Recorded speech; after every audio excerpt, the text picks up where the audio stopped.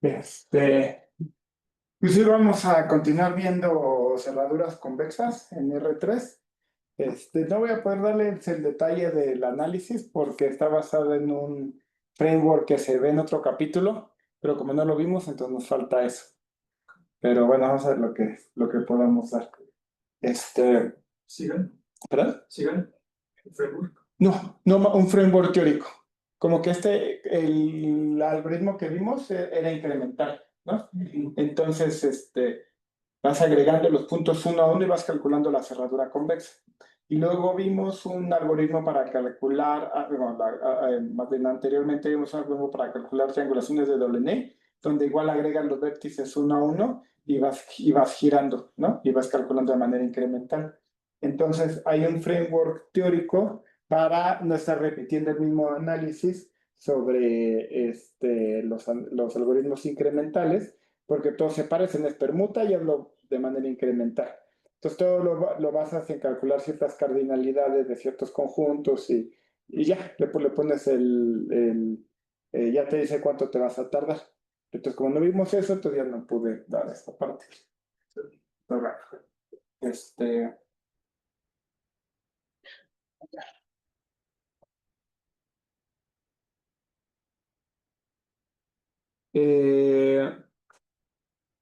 bueno, esto lo habíamos mencionado, ¿no? Que vamos a hacer un análisis hacia atrás, una parte sí la vamos a poder hacer, que es, vamos a calcular el análisis hacia atrás, es decir, voy en el paso y entonces considero que cualquiera de todos los puntos, que de los I puntos que hay ahorita, pudo haber sido el último en que agregué, ¿no? Entonces, haciéndolo así, pues me fijo en el grado de cada vértice. Entonces, el grado de un vértice en la cerradura convexa, como es un poliedro, pues son cuántas aristas inciden en él. Pues hace un vértice, tu vecindad se ve algo así. Y el trabajo que yo hago, pues es proporcional, bueno, el número de caras que agrego, pues es proporcional al grado, pues, ¿no? Entonces, el número de caras creadas al insertar APR, pues es su grado, ¿sale?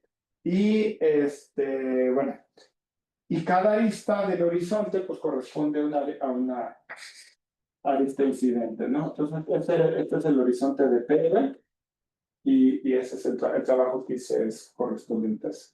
El número de caras creadas por el algoritmo es a lo más 6n-20, porque es el valor esperado, pues es el grado promedio, el grado promedio es, cuando tengo R puntos, es menor o igual a 6R menos 12, ¿no? Entonces simplemente hago la sumatoria y pues en cada paso estoy metiendo 6 menos 12R, pues te queda 6N, ¿no?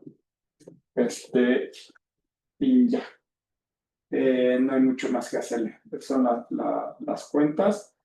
El número de caras lo calculo de manera similar. También tiene que ver con el número, con el grado, ¿no? En este caso, bueno, ya, me da 6n. La parte, o sea, todo, de hecho, todo, si se fijan, es más o menos claro, porque si recordarán, teníamos una gráfica de conflictos, donde de un lado teníamos los puntos de todo el conjunto, del otro lado teníamos las caras, ¿no? Y entonces hacíamos adyacentes a dos si no podían estar en la misma, o sea, un punto P y una cara F son adyacentes si el punto P ve a F. Ajá. O sea, si esquemáticamente se ve así. Le llamamos de conflicto porque no pueden estar los dos en la cerradura convexa. Y lo que hace el algoritmo es mantener esta gráfica de conflictos. Y la manera en que lo habíamos hecho es que orientábamos con una lista doblemente ligada, ¿no? Y entonces tú sabías que era visible si lo veías en el sentido contrario a las manecillas del reloj. Porque si estás adentro, entonces lo ves en todo lo ves en sentido de las manecillas del reloj, ¿no? Entonces, Al principio es muy fácil porque tienes o sea, un tetraedro, y entonces para cada punto calculas cuántas aristas ve, ¿no? Y cuando tú vas a agregar el punto PR, dices agrego a PR, pues ya sabes, estas son las que ve, y como estas son las que ve, pues estas las tienes que quitar ¿cómo se llama? Del conjunto, y lo que te queda es aquí está P, este es el horizonte, las que tienen llamas, ¿no? Entonces quitas estas, agregas las nuevas aristas, las nuevas caras, perdón, F1, F2, etcétera, y luego tienes que calcular cuál de los puntos ven estas nuevas caras. Si lo hacemos mal, pues entonces, o sea, checando todos los puntos posibles, pues eso nos lleva tiempo lineal y nos queda tiempo cuadrático el algoritmo. Pero el truco es que si este es P, ¿no? Y aquí pinto esta arista, ¿no? Por ejemplo, aquí está la, la P, aquí está P y aquí está antes de que inserte a P, ¿no? Entonces, el truco es decir, ok, sí, cuando tú insertes a este punto, vas a tener esta lista, ¿no? Pero resulta que esta cara, perdón, esta cara, ¿quién lo va a ver? Lo vamos a rotar. Entonces, esta lista la estoy poniendo aquí. Esta es la cara original, y esta es esta cara que está acá. Ajá. Entonces, cuando yo agrego a P, por ejemplo, lo pongo por acá, alguien, un punto Q, ve a P, sí, solo sí ve alguna de estas dos caras. Entonces, lo único que tengo que hacer es para esta cara F y esta, digamos, F', me fijo en quienes lo ven y checo nada más esos. Y el asunto ahí porque hay que del N log N, es que en cada paso vas como, o sea, inicialmente prácticamente todo modelo. O sea, si tienes un tetraedro, ¿no? Y el resto de los puntos por acá, pues más o menos vas a tener una proporción lineal de puntos que ven ese tetraedro. Y conforme vas iterando, lo que pasa es que esto se va quedando de la forma n entre R. Esa es toda la idea.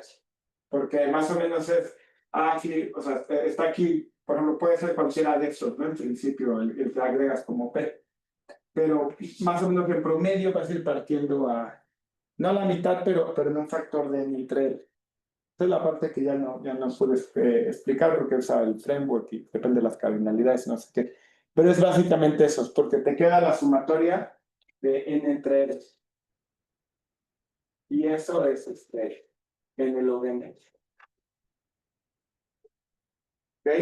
Bueno, entonces sí, ahí viene lo que no lo vimos en el análisis del capítulo 9, pero le pones o sea, así lo puedes usar tal cual. O sea, tienes que calcular cardinalidades y ya te dice qué es.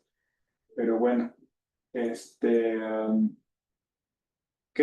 Sí, bueno, que el número esperado, el tiempo esperado del algoritmo aleatorizado es en el log n. Y ahora un poco de aplicaciones de cerraduras convexas. Entonces recordarán que en su momento vimos la dualidad geométrica, ¿no? Una transformación que, que manda puntos en líneas y líneas en puntos, ¿no? Y que además preserva las propiedades de incidencia. O sea, si un punto está en una línea, o sea, yo tengo un punto P, ¿no? Y una línea L. Y bajo dualidad, el punto P, voy a ponerle un color aquí rojo, ¿no? El punto P se vuelve en una línea, P dual, y la línea L se vuelve en un punto, L dual. Y además también tengo relaciones o sea, si está por abajo, y cuando yo dualizo, entonces esto me parece que queda así, ¿no? Entonces también preserva arriba y abajo. Entonces lo puse P está arriba de L, lo puse más. Ajá. P está arriba de L y solo si, no te sé lo que sé. L', L estrella, o sea, L estrella, va a estar arriba de P estrella, que es ahora una línea, ¿no? Bueno, hay algo que se llama las envolventes inferiores y, las envolventes inferiores y superiores. Si ahora yo les doy un arreglo de rectas, ¿no? En el plano, esto pues se va a dualizar a un conjunto de puntos. ¿Sale? La envolvente superiores, si ponen un punto al infinito hacia arriba, es lo que verían esta parte del arreglo, que verían esta celda. Esta es la envolvente superior. Y la envolvente inferior, pues va a ser esta parte de acá. Va a resultar que si ustedes dualizan, ¿qué se imaginan que sean estos?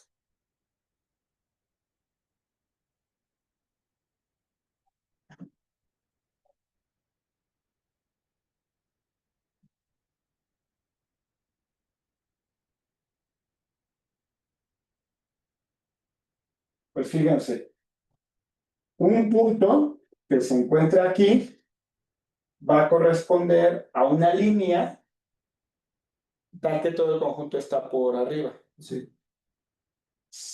Ajá.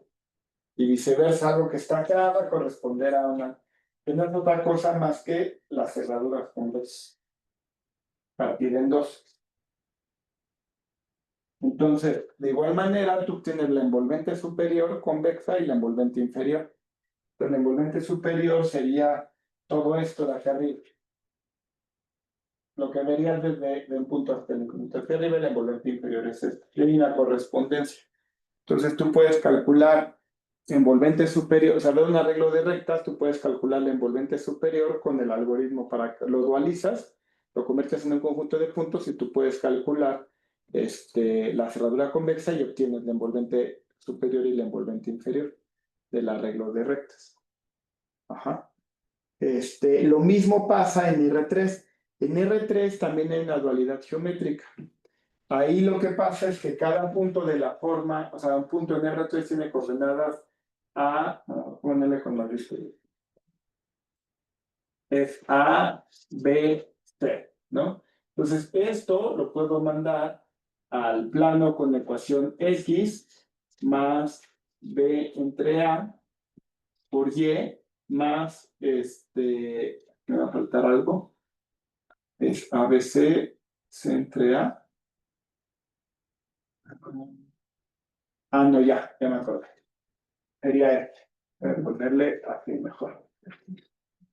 B, C, D. Ajá. BY más BZ menos D. ¿No? Eso ahora mando puntos en planos y planos en puntos. ¿Vale? Bueno. Lo que ya se las había dicho, que es la envolvente convexa superior, que son las aristas que están hacia arriba, ¿no? Es una poligonal, y es esta correspondencia. O sea, justo esta envolvente superior es el envolvente inferior, el lower envelope, de la regla. Ok, bueno. Ya se los dije. ¿Qué más?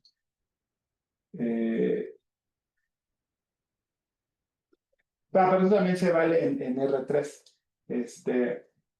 En R3, si ustedes toman el conjunto de puntos y lo dualizan, van a tener un arreglo de planos.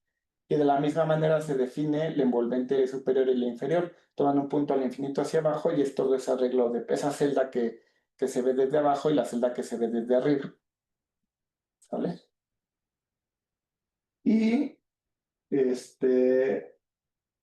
todo esto, bueno, esto es las limitaciones que hay de esta dualidad. Por ejemplo, aquí es un poco satisfactorio que me queda como dos regiones desconexas, ¿no? Lo que pasa es que esta transformación es realmente en el plano proyectivo. O sea, Por ejemplo, ustedes aquí no pueden tener, si aseguran el punto al infinito, en el plano, esto se vuelve una parte conexa. ¿Se me explico? Entonces respeto en ese sentido la parte como la topología, porque entonces de aquí, o sea, tú puedes llegar de aquí hasta acá. Sí. Aunque realmente hay un asunto, por eso es que tú no puedes mandar, o sea, las líneas verticales no van en líneas verticales, porque decir la topología no es la misma, pues. O sea, porque este es el plano euclidiano, y si este lo conviertes en el plano proyectivo, pues ya no es la misma topología. Pero puedes salvar ese hecho de que esto queda conexo. Pero bueno. ¿Qué más? La transformación en R3, que justo era lo que les decía, ¿no? Eh, pero esto funciona para planos no verticales, ¿no? Es lo mismo, que preserva incidencias si un punto está en un plano, entonces el dual, el punto, o sea, el plano va a dar a un punto y el punto va a dar a un plano y se preservan incidencias. También resulta que si P está arriba de H, entonces H está arriba de P, igualito que en el plano, ¿no? U es un vértice, P es un vértice del envolvente superior convexa, o sea, de la cerradura convexa. Si solo si está en el lower envelope, el plano está en el lower envelope cuando lo dualizas. Igualito que en el plano, ¿no? El segmento PQ es una arista si P y Q comparten arista en envolvente inferior, es decir, que yo tengo en R3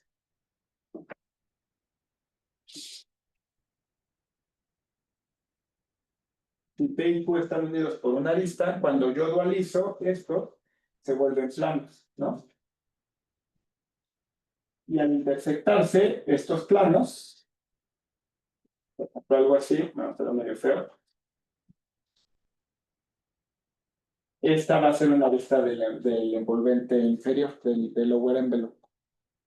¿Ok? Bueno. Pero ahora hay otra relación que está bastante interesante.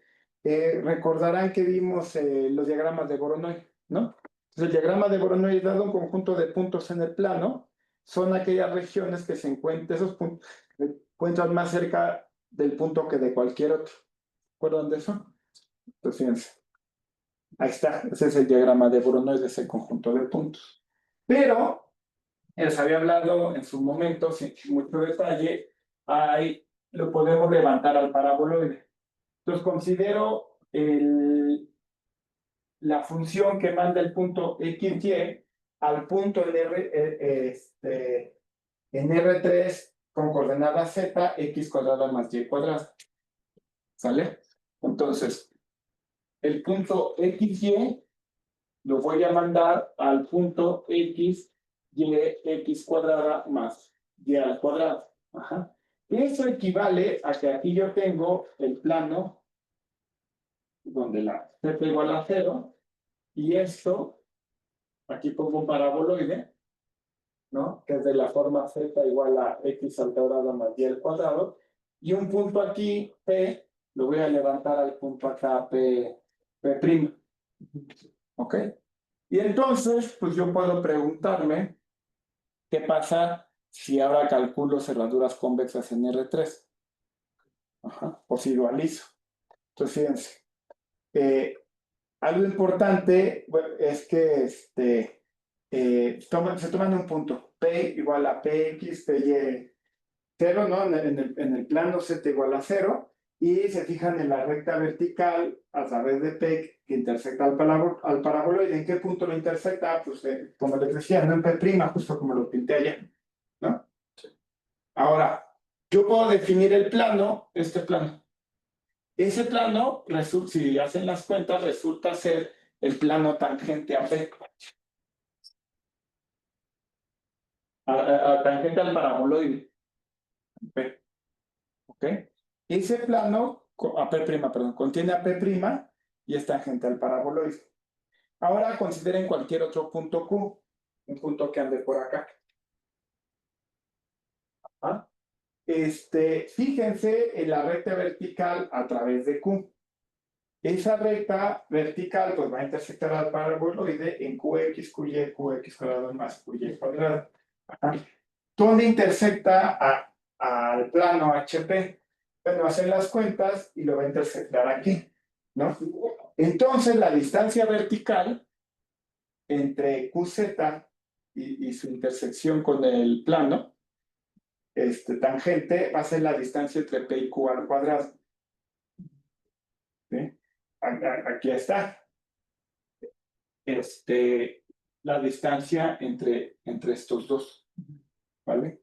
Pero, ¿qué quiere decir eso? Que está aquí tal cual como lo pinté, ¿no? Aquí está, pero prendo un corte así transversal. Aquí está el paraboloide, aquí está P, lo levanto, tomo el plano que tangente, tomo un punto Q, me fijo en Q', ¿no? Y me fijo en el punto donde intersecta el plano, ¿no? Y resulta que la distancia entre Q' y QP es la distancia entre P y Q al cuadrado. Pero si piensas en un momento eso, ¿no? Dices, ok, entonces me está transformando distancias a P en la distancia de donde corto al plano. ¿Vale? Entonces la región de Voronoi, los que están más cerca de P que de cualquier otro, pues va a resultar, si ustedes lo piensan, fíjense. Aquí tengo el paraboloide, ¿no? Tengo, digamos, a P1, tengo a P2, tomo esta línea, tomo esta línea de acá. Entonces, como es la distancia, ahora tomen cualquier otro punto, de otro punto Q, ¿no? Como es la distancia del paraboloide, o sea, la distancia de este punto Q a este punto P1, pues está codificado así. Entonces, si ese punto, esa línea vertical intersecta al plano rojo antes que el blanco, está más cerca de P1 que de P2. Eso quiere decir que si ahora calcula el upper envelope del arreglo de planos tangentes, eso les va a dar el diagrama de Voronoi de los sitios. Si lo ven, porque pues si tú toma un punto y proyecta el paraboloide, cuando tú, o sea, de la misma manera en R2, un arreglo de líneas, tu upper envelope es una poligonal, ¿no? Yo tengo planos, la celda, el upper envelope me va a quedar como un arreglo de una, o sea, si yo lo proyecto al plano, me va a quedar algo dos-dimensional, o sea, con celdas y demás, ¿no? Si yo tengo un punto aquí y me bajo hasta que le pegue a eso, el primero que le pegue, ese plano que va a corresponder me va a decir quién es su vecino más cercano. Entonces, el upper envelope de los planos, del diseño del proyecto y los planos tangentes, ¿no? Va a ser el diagrama de Voronoi. ¿Ok? Entonces, eso está bueno, pues. Y ahora tengo lo siguiente. Bueno, eso ya se los dije. Sí, que si yo tengo el conjunto de planos tangentes, la proyección del upper envelope es precisamente el diagrama de Voronoi. Pero hay más. También hay bueno, que eso ya me daría en principio también un algoritmo para calcular ¿cómo se llama? El diagrama de Voronoi con cerraduras convexas, ¿no? Porque yo sé que el upper envelope, dualizo esos puntos, calculo cerraduras convexas y de ahí puedo extraer el upper envelope, ¿no? Pero también hay más, porque si ahora yo me fijo en la dualizo y calculo la envolvente inferior, esa va a resultar ser la triangulación de Delaunay.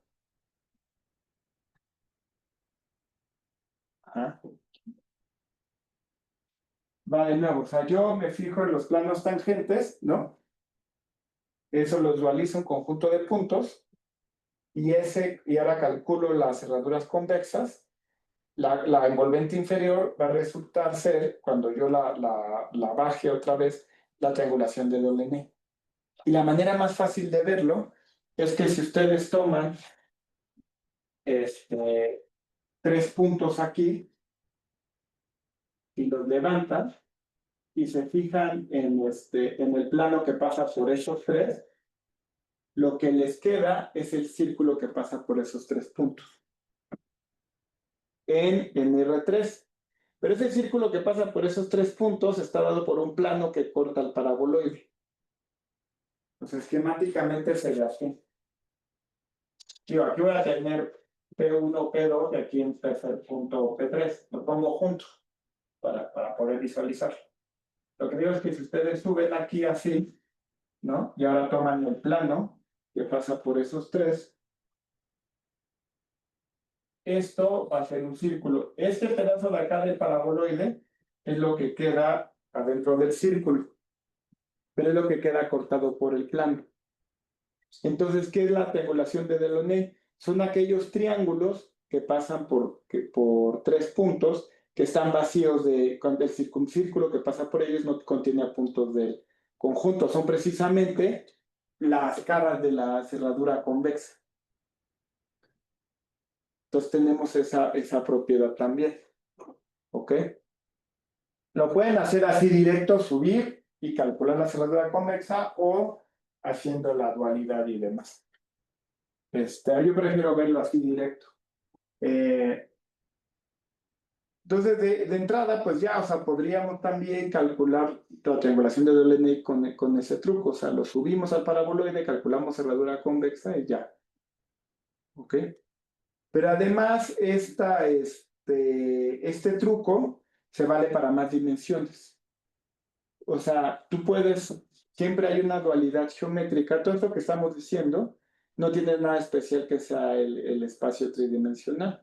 Nosotros podemos en R4 hacer una dualidad, o sea, simplemente tomas las coordenadas y defines un plano como lo hice aquí, ¿no? Entonces ahí mandas puntos en hiperplanos en puntos. Y tú puedes levantar al paraboloide, lo único que va a pasar es que tú, de R3 a R4, vas a mandar a x al cuadrado y al cuadrado más z al cuadrado. Y se vale lo mismo. Entonces, tú podrías levantar al paraboloide, calcular los hiperplanos y entonces el envolvente superior ya no va a ser de 2 dimensiones, ya va a ser algo de 3 de celdas. Cuando la veas abajo, lo que te va a dar es una descomposición. O sea, el diagrama de Voronoi en R3 ya son celdas tridimensionales, pero se vale lo mismo. De hecho, se vale también que la triangulación de Delaunay la puedes definir en R3. Ahí sería la tetraedralización de Delaunay porque así como tú puedes triangular un conjunto de puntos en R2, tú puedes dividir en tetraedros un conjunto en R3. Donde ahora vas a tener un tetraedro, la tetraedralización de Delaunay, si la esfera que pasa por esos 4 puntos no contiene puntos del conjunto. Y es el mismo truco. Lo puedes levantar a R4, calcular la cerradura convexa, que como estás en R4, la cerradura convexa va a tener dimensión 3. O sea, va a estar formada de tetraedros. Y cuando los bajes, te va a dar la triangulación de doble N en R3. Y así te vas, pues se lo puedes hacer en varias dimensiones. Sí, la complejidad crece. En R3, a partir de R4, bueno, en R3 la complejidad es lineal, pero en R4 en adelante la complejidad crece, puede crecer. O sea, la complejidad ya puede ser desde lineal hasta n a la de medio. Yo creo que eso se había platicado, ¿no? Lo de la curva de momentos, ¿no? Entonces de hecho, eso es buen ejemplo. De la curva de momentos, tú escoges en qué dimensión la quieres, ¿no? Pero es de la forma T cuadrada, T al cubo, etc. T a la D. Ajá. Entonces resulta que en R3 tú puedes realizar de la siguiente manera. tú tomas los primeros puntos sobre la curva de momentos y resulta que el punto Pn y Pn-1, la cerradura convexa, perdón, esto se ve así. Y esta arista puede formar tetraedros con todos estos de acá. ¿Sí lo ven? Entonces tomo esta arista y esta, y eso me forma un tetraedro. Entonces el número de tetraedros es la sumatoria desde igual a 1 hasta n. Entonces es cuadrática. Pero también en la cerradura convexa, si tú te tomas la curva de momentos en RD más 1. O sea, tú tomas la curva de momentos en RD, te fijas en la curva de momentos en RD más 1, calculas cerradura convexa y proyectas la envolvente inferior y eso te da una tetrarealización en una dimensión más abajo. Pero siempre crece en ese orden, en la de entre 2. Eso lo pongo por ahí. Bueno, aquí ya no lo chequé. Claude me puso ahí las notas que hay sobre, bueno, sobre otras cosas que se hicieron. Ajá. Los primeros algoritmos en 2D solo funcionaban en el plano. Es que cerraduras convexas fue de los primeros problemas de geometría computacional. Son de los primeros que uno se le ocurren. Y fue difícil, pues, o sea, no era claro cómo calcular cerraduras convexas en R3. ¿No? El primer algoritmo los primeros algoritmos eran de tiempo n cuadrada y los primeros algoritmos que lograron el tiempo n log n fue el para envolver regalo. A mí no me gusta, les he comentado, pero la idea es que tú tienes la nube de puntos, lo partes a la mitad con un plano, lo puedes ordenar, por ejemplo, por coordenada z y lo partes a la mitad, calculas cerraduras convexas, tienes 2 poliedros y luego esos 2 poliedros calculan la región en medio.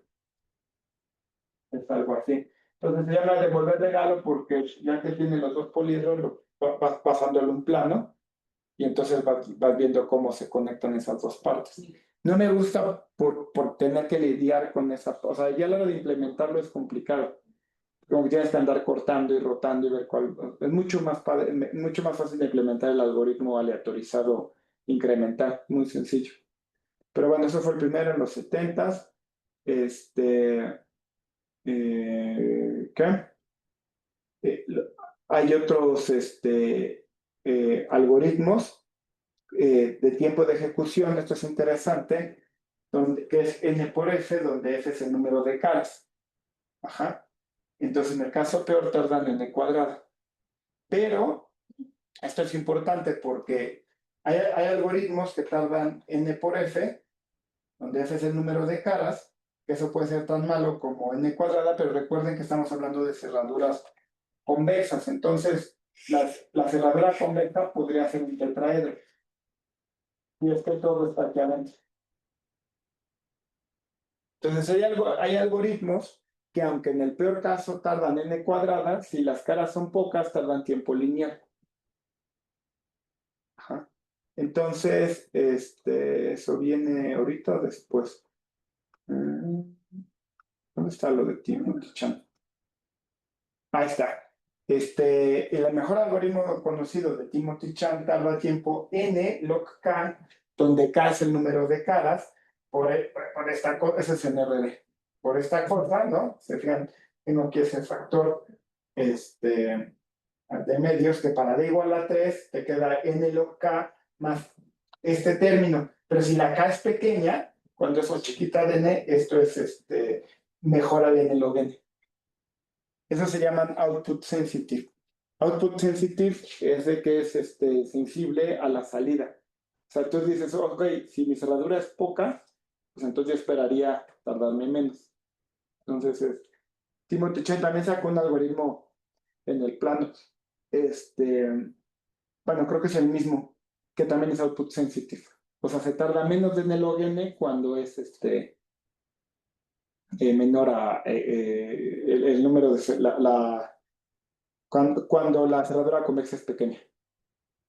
¿Okay? ¿Qué más? El primer algoritmo de Nalogene, de dividido integral, los primeros algoritmos incrementales también de cuadrada, la versión aleatorizada fue el de tiempo esperado en Nalogene. Es que esto lo damos ya por sentado, pero en su momento sí, o sea, sí tardó. De que a alguien se le ocurrió, o sea, del 77 al 89 fue el tiempo que pasó para que, un poco más de 10 años para pasar del primer óptimo al aleatorizado, el análisis y demás. Bueno, el Ulmole es que hace este análisis del aleatorizado. ¿Qué más? Sí, en dimensión D, el algoritmo se generaliza a dimensiones más grandes, el tiempo esperado es n a la d medios, y este es el tamaño de las cerraduras convexas en el peor caso en RD. De hecho, esto tiene el nombre, es la maldición de la dimensionalidad. Pues muchos problemas de geometría computacional, incluidos cerraduras convexas, que es el más elemental, son exponenciales en la dimensión. Pues geometría computacional funciona muy bien en R2 y en R3, pero rápidamente empieza a ser un problema conforme te vas a mayores dimensiones. Precisamente por esto, porque la complejidad aumenta. ¿Qué más? Eso se los dije. Y bueno, el solve de Riemann-Seidel, las cerraduras convexas. Y pues ya, Es un libro de cerradores convexos. un solve. Es un solve un solve es un artículo panorámico sobre los resultados que hay.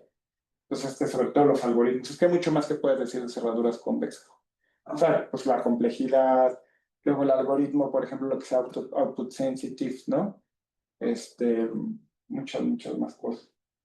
Los libros buenos, el de Grunbaum, que es un clásico, y el nuevo de Ziegler, estos son de polítopos. Pero más cosas de polítopos. Y pues los de la generación de dimensión, lo hizo, se los dije, que el diagrama de Voronoi son proyecciones de envolventes en RD más 1, ¿no? Y ya. ¿Hay dudas, comentarios? ¿No? ¿Ese de Fancy se ha implementado? ¿Cuál? ¿El de Chan?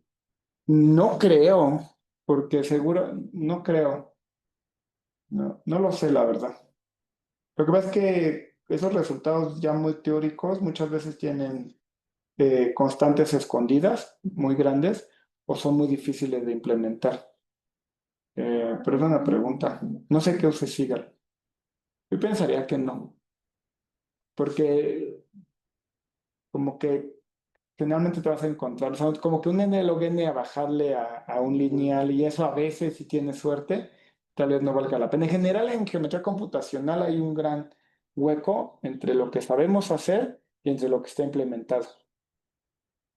O sea, hay muchos algoritmos que conocemos que no están implementados.